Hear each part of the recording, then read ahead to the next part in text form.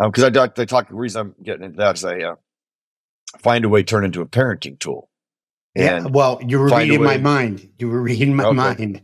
Yeah. And that I was raised much differently. That's why I see things through a child's eyes more than most adults do. But find a way to challenge me to self-reflect and break chains and end cycles. Like, okay, I'm not going to pass these on to my kids.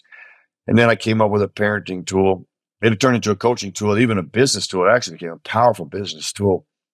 Is I judge my kids in the yardsticks of their years and not mine. And what it did for me all the time, it gives me patience and perspective. And well, I tell a story about this. I'm not going to do it now, but if you're 50, you see things at 50. So if there's a 5-year-old doing something, you're seeing it at 50. You ain't seeing it at 5. That's right. But if for a second of perspective, patience and perspective, you say, let me just throw some 5-year-old eyes out there. I was 5 once. It seems reasonable now, but we see it at our age. We see it at our experience. And as a parent, I was like, I'm going to try not to do that.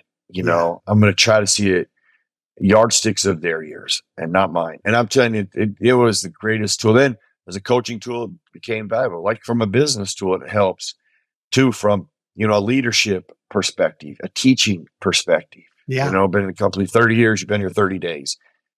There might be some things that the 30-day person is like not doing right, That's right. And doesn't see it. And then that's it. As my kids got older, I actually told them about it. And then I asked them, judge me in the yardsticks of my years and not yours. Because I've experienced all this. So when I'm sharing stuff with you, I'm sharing it from I've lived it. I've done it.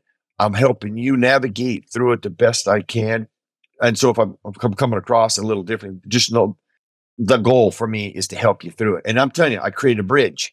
With my kids. And we all had moments where, they start saying stuff and I'm like, oh, I can see me going south. And I'm like, wait a minute. Yeah. Right. Yardsticks of their years. And then I'm sharing something with them and I can see them going south. And then I can see them going, wait a minute, and it just helped me, from a parenting, even a coaching and a business perspective. It's really helped because communication is about a bridge, tell people I learn more by listening than I learn by talking.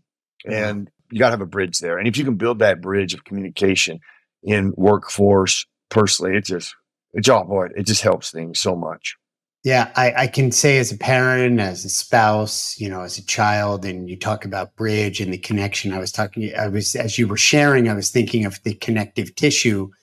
What I find, Merril, is, at least from my perspective, when I use the metaphor bridge, it's like, oh yeah, there's a bridge. Sometimes I have to go all the way to the other side of the bridge where they are and inhabit their space before we can kind of get over to my side or somewhere in the middle.